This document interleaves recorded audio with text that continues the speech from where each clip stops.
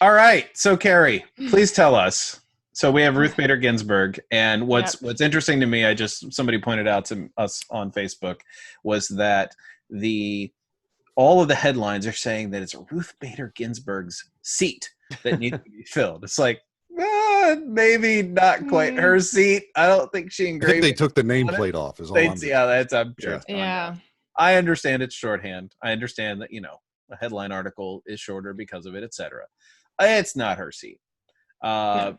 So I don't know who it belongs to. I don't know what the best way, Mike, you can probably analyze like what's the best way to describe the vacancy seat and so forth. But let's talk about the career contributions, Carrie, with respect to Ruth Bader Ginsburg, because it sounds like if you really assess her from as unbiased a position as you can, and you're not just like, oh, she was appointed by that evil man Bill Clinton, then Mhm. she's not exactly the most evil person in the world.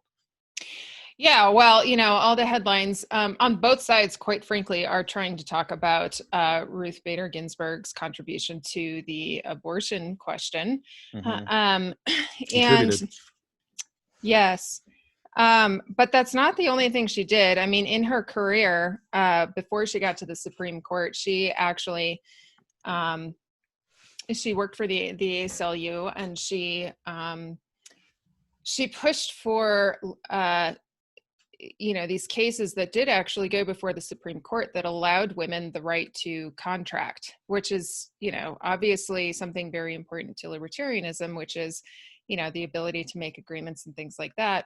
Women couldn't, they couldn't take out loans. They couldn't have bank accounts in their own name. They couldn't have mortgages. They couldn't sign lease agreements without male co-signers on these things. And so, she did work towards making it possible for women to have the right to contract. And, so I think that that's worth pointing out from a libertarian perspective. Now, I mean, women. What era was that? What era was that in? Like Women are rather the unscrupulous. I'm 70s. just saying. So before the Thank you, 70s, women Matthew. had to have. Before the 70s, women had to have a male co-signer. Yeah. So, they had to have The a male co-signer on 1970s, those right? things. Yeah. Yeah, Okay. that's right. Sure. So, but so some of the other things that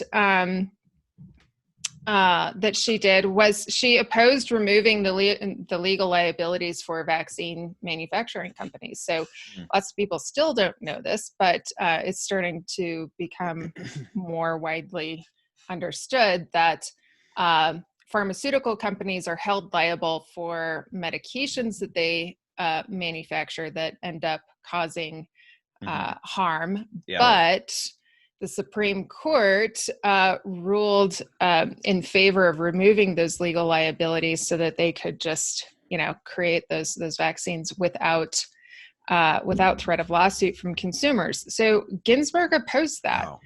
Wow. And Ginsburg also opposed warrantless searches. And that's a problem. She opposed the immunity for pharmaceutical companies. Yeah, she opposed. She opposed it. Okay, gotcha. Yeah. Now she was in the as I understand it, she was dissenting, so she wasn't in the majority opinion. Her side didn't win. Her side didn't win.